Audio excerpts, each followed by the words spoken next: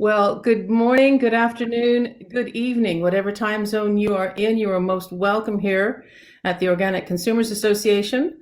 My name is Pat Thomas, and our topic today is the same topic for most of us every day: coronavirus, COVID-19, SARS-CoV-2, whatever you call it. It's the conversation that changes daily and these days almost hourly. And in addition to some of our more forward-looking concerns, like, are we ever going to get our act together on testing? And will there ever be enough personal protection for key workers? And will the lockdown ever end? And in some parts of the country, will the water ever be turned back on again? There are now some more reflective concerns, looking again at the origins of the virus and asking, where did it come from? So over the next couple of days, we're going to be talking to scientists and to get their take on this. And with us today is Dr. Stuart Newman. Stuart is a professor of cell biology and anatomy at New York Medical College in Valhalla, New York. He's the editor-in-chief of the journal Biological Theory. He writes widely on the social and ethical aspects of biological research and technology, and he is the co-author of the recent book, Biotech Juggernaut. Welcome, Stuart. Thank you. So I think we've got a lot to talk about. I want to sort of just jump right in there, if I may. An increasing number of scientists, including yourself, are starting to speak up about the possibility that the novel coronavirus may actually have escaped from a lab. And that, even just saying that, opens up a number of different possibilities. Could you just take us through what those possibilities are about the origins of the virus and which ones you think are most probable? Sure. Well, the most kind of suspicious looking thing is the fact that the virus was first identified in Wuhan, China, and that is the site of the only what's called a BSL-4, a biological safety lab for laboratory in China. And there's a BSL-3 lab, and research on bat viruses goes on in these laboratories. And the laboratories are not far from the wet market that is the most commonly attributed site of the origin of the virus. But I don't even think we have to even consider that market. So basically, viruses of this sort were researched in the lab, and not only by Chinese scientists, but by Chinese scientists in collaboration with scientists around the world, including in the United States.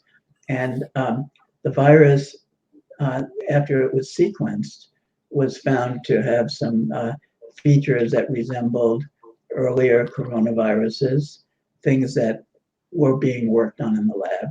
But they also had some hallmarks of other kind of mixtures. And a chimera is something that's a mixture of several different types of viruses or even types of organisms. And this virus is chimeric. It has bits and pieces that look like it originated from viruses of not only bats, but possibly pangolins and other organisms that it might have passed through. So it's not like a pure virus, and no virus is. And so it has hallmarks of possibly having originated by manipulation, by being in different kinds of animals. The proximity to the lab is suspicious. So people have started to ask, could it have been partly a product of lab manipulation?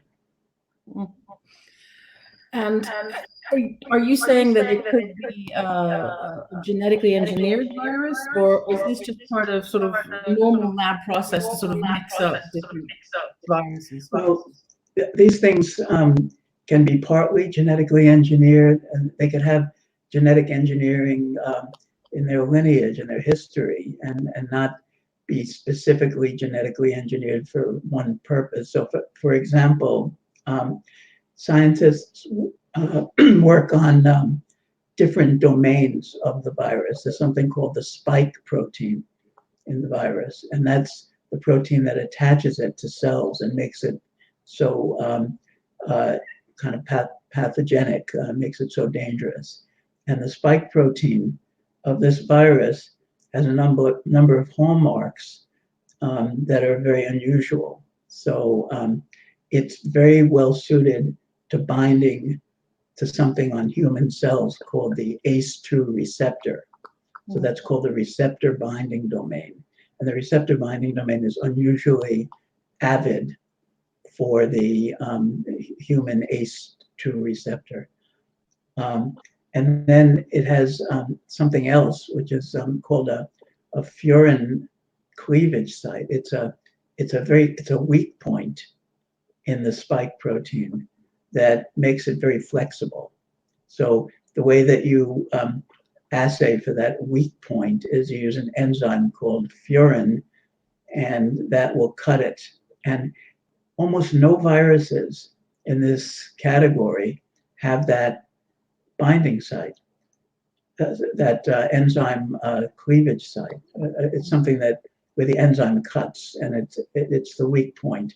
And there are papers that show that genetic engineers working on viruses have introduced that by genetic engineering into other coronaviruses just as an experiment. So people do these things. It's not sinister, and it's not. And I don't think that this was for germ warfare or anything like that. But scientists who are looking to make vaccines or looking to find out why these viruses are so dangerous make modifications, and they see in animal experiments if they become more dangerous or less dangerous. And there are papers in which scientists have introduced this cleavage site. It's a sequence of amino acids. They've introduced it by genetic engineering in viruses that don't normally have it. And it becomes much more dangerous when they do that. And this virus, very unusually, this coronavirus 2, SARS-2, has that site in it, and nobody knows how it got in there. So that is kind of another suspicious aspect. So it could have been that some experiment introduced it to a virus. The virus left the lab, maybe through an infected worker or a discarded animal, and then got into another animal and mixed up with the viruses in that animal, and then kind of came back to bite us in an indirect fashion. So it's not that you have to believe that some sinister scientists genetically engineered it to be such a nasty virus, but that it could have percolated through the natural environment after being genetically engineered. It's interesting that you talk about how I'm getting a bit of feedback here. I don't know if you can hear that, but it's interesting that you talk about how the virus is constructed, because there was a recent paper in Nature Medicine that was talking about, this couldn't possibly be a lab constructed virus because of the way that it was constructed. They were talking about it not having the sort of expected viral backbone and things like that on it. And so they were using almost the same science to say, no, it wasn't from the lab, it was from nature. So how do we as lay people make sense of this sort of thing? Right. So that paper, when I read that paper, it raised some red flags for me, because the people who wrote that paper made a very strong assertion about it being very unlikely to have originated in a lab. And what were the arguments they used? First, they said it has a very avid receptor binding domain, but it's not an ideal one. If scientists had designed it, they would have designed it differently. Well, that was kind of ridiculous to me, because there are papers going back 20 years that say that this domain is something that is very important to look at, and people should try a lot of different possibilities to see what it is that makes it bind. So the fact that this is not what other scientists have found to be ideal by computer programs doesn't mean that this wasn't manipulated.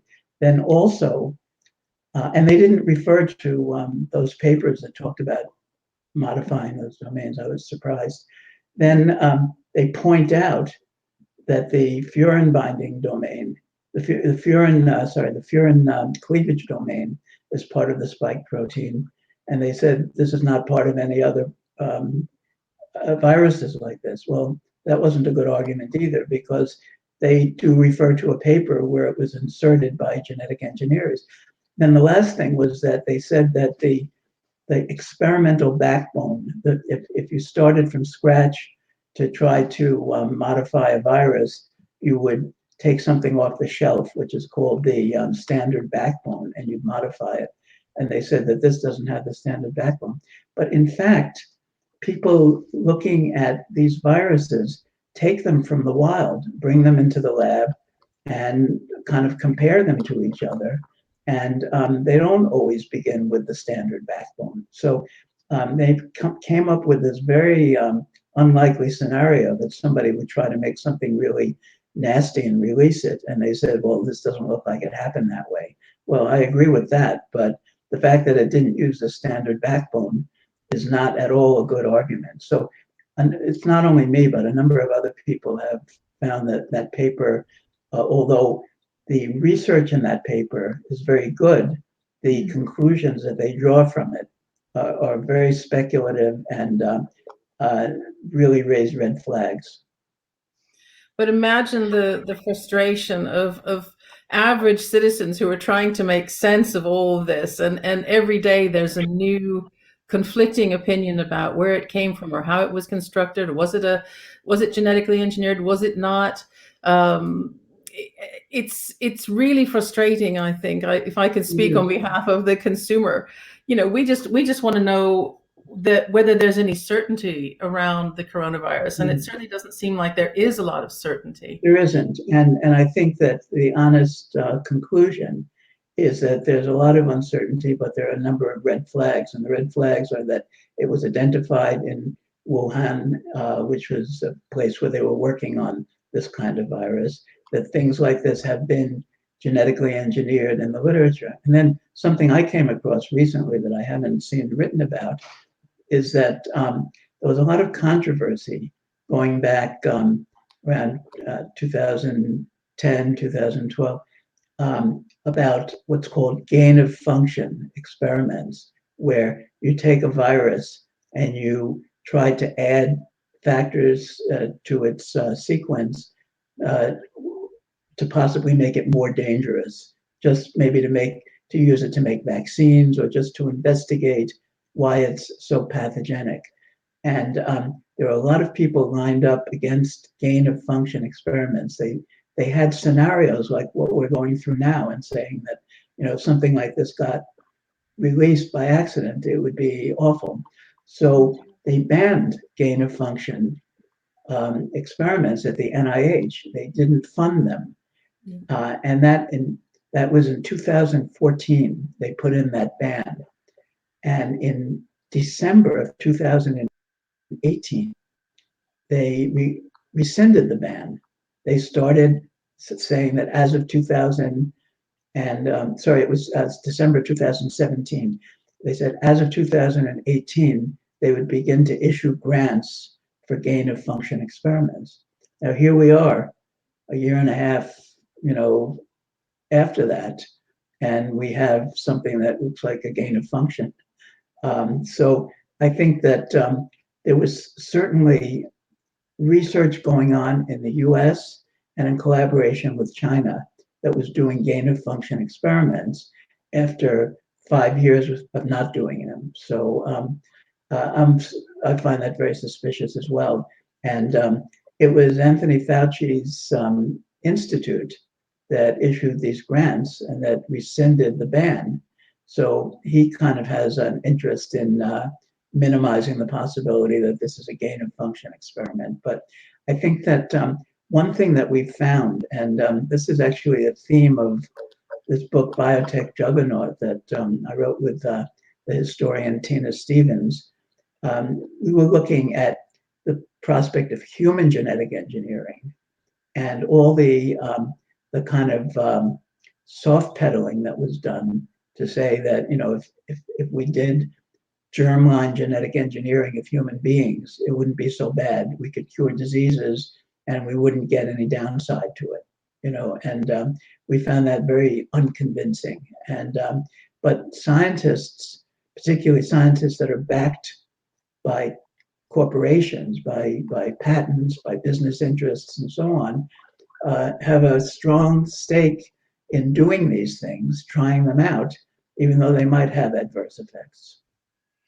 I think it's something that a lot of people don't realize is when they read in the newspapers about the latest research or the latest genetically modified whatever, that doesn't necessarily mean that it exists. It often means that the scientists are looking for funding, and so they're boosting it up all the time to say, look at how great this is. If we can just get this going, we can solve all of the world's problems. And so again, that creates confusion within the public mind and in the media about how useful something is, and why, if our scientists are saying this is safe, why is it suddenly not looking very safe?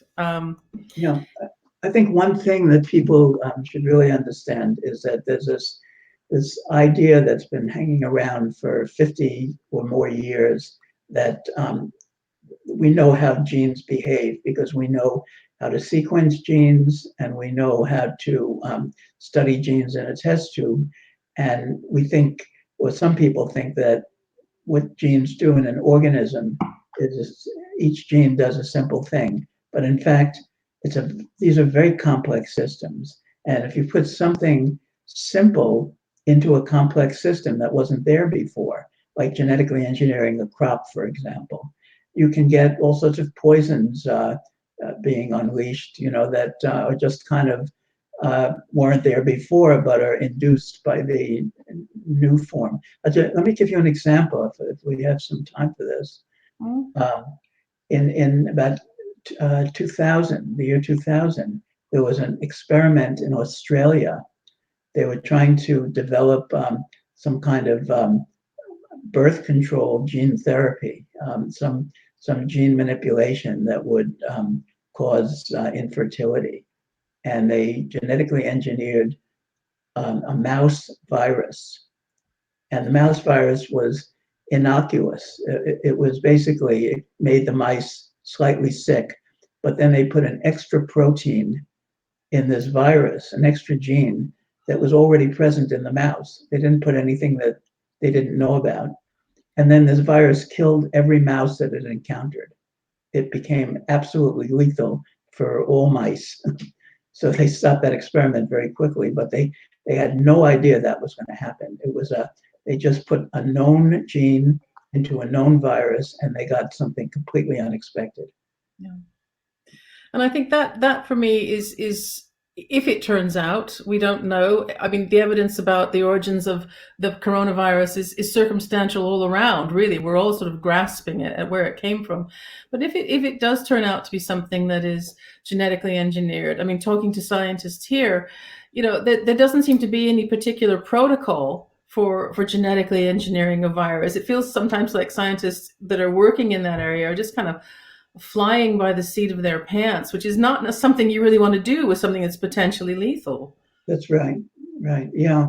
I think that's why a lot of people turned against this gain of function protocol, because even though there was a recognition that it could be useful and you could develop vaccines with it, you could find certain principles by doing it, it was just too dangerous to try. And this is where we may have wound up having, I can't say that this is the way the virus came about, but it's as plausible to me as any other thing I've seen.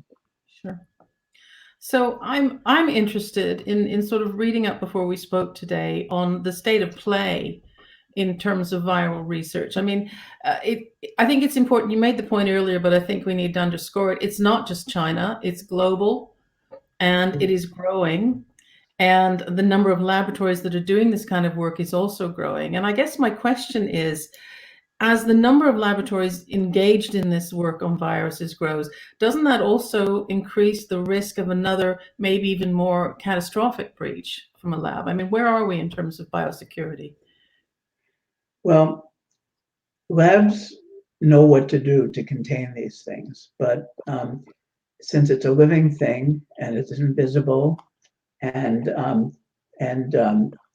things can be breached, so it's not airtight. I mean, it's 99.9% of the time these containment protocols work. But if you have something that could be extremely dangerous, and there's a 100th of a % of the time when it might not work, you have a disaster. And so I would say that it shouldn't just be at the point of potential release that it should be controlled, but at the point of design of the experiments. That's why, I would be an advocate for banning gain of function experiments. And, and since it's a little bit ambiguous because, as I said, we don't know what a gene is going to do when it's in a new context. So one person's gain of function is another person's just ordinary manipulation. So we just have to be super careful. We have to do things on a small scale, and we have to maybe increase containment when we're working with things like coronaviruses and other kinds of viruses that have caused problems in the past. But that doesn't seem to have happened this time, does it? I mean, we're looking at the possibility that the Wuhan Center for Disease Control, which was the closest to the market, didn't necessarily have the security clearance that it should have had to be working with coronavirus. Isn't that right? Well, they did have a BSL-4 facility, and there's a kind of an international standard for what that is, and the containment is very high. I understood it was BSL-2 in the one closest to the market. Well, I think the one closest to the market might have been, but the one that was doing the most exacting work was also in Wuhan, and that was a BSL-4. And the thing is that the market may not even be relevant. How close to it may not have passed through the market at all. I mean, it's when they try to identify, who it was that was the first patient, they don't find that there was a connection to the market. So I don't know about the market. I think in some ways, when I started looking into the market scenario, it sort of became like a xenophobic trope. It was like, this is kind of part of Chinese culture that we don't like or something.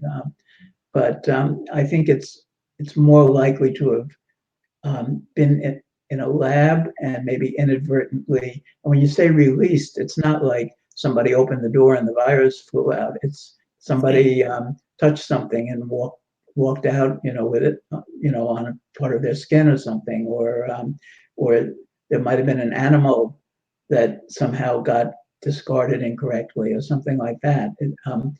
A leak could take many different forms, but I think that the fact that there was this high containment research going on in the same city is very suspicious to me. Mm-hmm. So I guess I have a couple of questions left for you, and they're difficult questions, I think, in the sense of how do we weigh up the risks versus the benefits of this kind of research, whether we're talking about creating chimeras or genetically engineering viruses. The people who are involved in this research will say, but we're doing it so that we can prepare and that we can protect people. How does this research prepare us, and how does it protect people? Or is that just a line?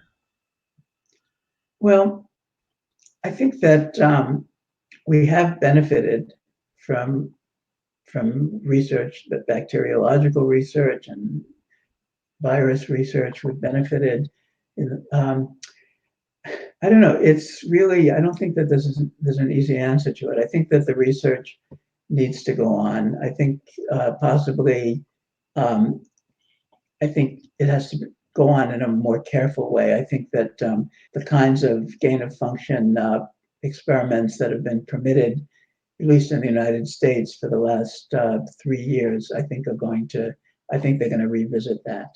But we certainly have to keep looking into why viruses do what they do. I don't think that we should. There's no way that we can stay away from that kind of work. And there are things that kind of maybe lower level plagues, but affecting many, many people, things like Lyme disease, things like AIDS, that we don't have vaccines for. And it would be wonderful if we could get vaccines for these things. And it's, except for doing this kind of work, in the case of Lyme disease, we're talking about a bacterium. That's not a virus. Maybe it's easier to control. It's more, you can look at bacteria by an ordinary microscope. You don't need an electron microscope, or but I don't know. There's a kind of research that goes on for Lyme disease where isolates from patients are taken into laboratories. So, and then they're looked at and compared to see which ones are the most harmful and the most disease-causing. Now, there's a case where you're not using a standard isolate, you're not using a standard backbone, you're using things from the wild. I mean, from patients. And there's a fair amount of virus research that goes on that way also, just isolates from animals, isolates from patients. So this idea about starting with one backbone and modifying it just doesn't happen typically. Yeah. And I suppose related to that, I was struck by, it was an article this week in The Economist, and it was looking at the amount of research that has been published since the sort of identified beginning of the coronavirus pandemic. 7,000 papers have been published on the pandemic, and I think they said something like a fifth of them in the past week. We're looking to science. You know, the mantra is follow the science, let the science lead us, let the science tell us what is right. How can scientists possibly keep up with that amount of information and come up with a coherent way forward for us? Well, you know, you're not going to read 7,000 papers in the space of a month. That's not the way it happens. But things get shaken out. What happens is that there's a kind of a crowd sourcing aspect to it, where somebody posts a preprint, and it seems to have something new, and then it kind of spreads virally itself, you know, on Twitter and social media. But I mean, scientists, as a scientist, I look at Twitter to find out what other scientists are talking about, even before they publish papers on it. So, you know, something came out in Science magazine just this week that said that this particular coronavirus has a lot of sites on its spike protein that have things called glycans. They're sugar groups attached to them, and there's very many of them. And these sugar groups both help it to bind to the human cells, but also protect the virus from being seen by the immune system. So it's kind of like a perfect storm.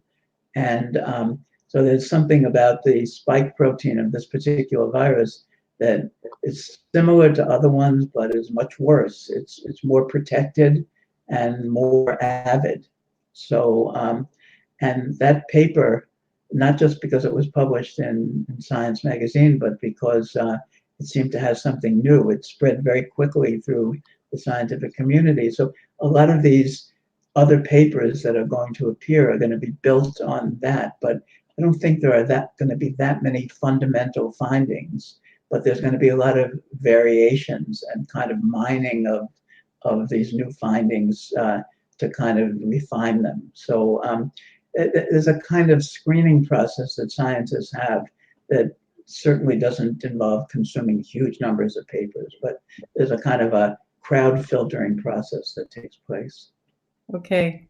Science by social media. We're looking to you guys to solve this thing. Stuart, thank you so much for talking to us today. It's been absolutely fascinating, and we hope to keep in touch and maybe have you back. Oh, great. Good speaking with you. All right. Good speaking with you. Have a good rest of your day. Thanks. Bye. Bye.